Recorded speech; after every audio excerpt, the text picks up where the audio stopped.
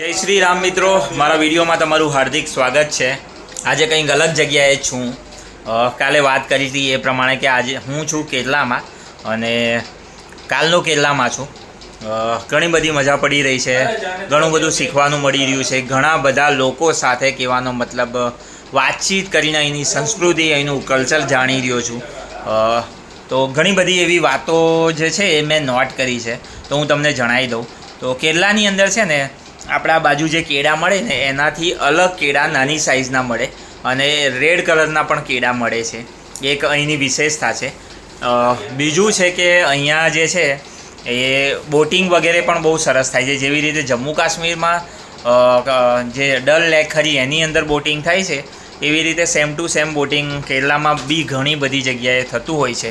સાથે સાથે કેરલાની બીજી એક વિશેષ સારી વાત મને લાગી કે અહીંયા જે નારિયેળ વગેરે મળે આપણા બાજુ 50થી 100 રૂપિયાની આજુબાજુમાં મળે, અહીંયા 20 રૂપિયાથી 40 રૂપિયાની આજુબાજુમાં મોટાભાગના બધા નારિયેળ મળી જાય અને ભાઈ ઘણું સસ્તું, આપણા કરતાં અડધો જ રેટ એવું કહીએ તો એ ચાલે અથવા એનાથી પણ ઓછો। તો એવી રીતના બધું ચાલી રહ્યું છે, મજા પડી રહી છે। સાથે સાથે બીજી એક તમને મસ્ત મજાની વાત કહું કે કેરલાની અંદર આપણે જે બસ છે, બસની અંદર કહેવાનો મતલબ કાચ નથી હોતા, એ મને અલગ જ પ્રકારની બસ લાગી। કારણ કે મોટાભાગે તમને ખબર છે કે આપણે ગુજરાતને બીજા બધા જગ્યાએ કાચ વગેરે હોય છે, પણ અહીંયા જે છે એ કાચ નથી હોતા અને ખાલી પેલું શટર જેવું હોય। માની લો કદાચ ક્યારેક વરસાદ કે એવું કંઈક પડે તો આપણે બંધ કરવાનું, બાકી ઓપન જ હોય। તો એ આ અલગ એક શું કહેવાય અલગ વ્યવસ્થા લાગી। અને બીજું અહીંના જે મંદિરો છે આપણા બાજુ જે ગુજરાત કરતાં બહુ જ અલગ જ વેરી ડિફરન્ટ। કૃષ્ણ ભગવાન જે છે એ કંઈક અલગ રૂપમાં છે, અહીંયા ગણેશજી છે એ પણ અલગ રૂપમાં। હું સવારે મંદિરે ગયેલો, હનુમાન દાદાના મેં દર્શન કર્યા। તો હનુમાન દાદા આપણે નમસ્તે જે મુદ્રા ખરીને એ પ્રમાણે બે હાથ જોડી અને એવી રીતના એમની મૂર્તિ હતી। તો પછી મને મનમાં થયું કે યાર આપણી બાજુ તો આપણે હનુમાન દાદાને આપણે કહેવાનો મતલબ ગદા સાથે પૂજીએ છીએ અને એમને સાથે કહેવાનો મતલબ પૂંછડી પણ હોય છે, પણ અહીંયા કંઈક અલગ રીતે પૂજી રહ્યા છે। કૃષ્ણ ભગવાન પણ કંઈક અલગ રીતે અને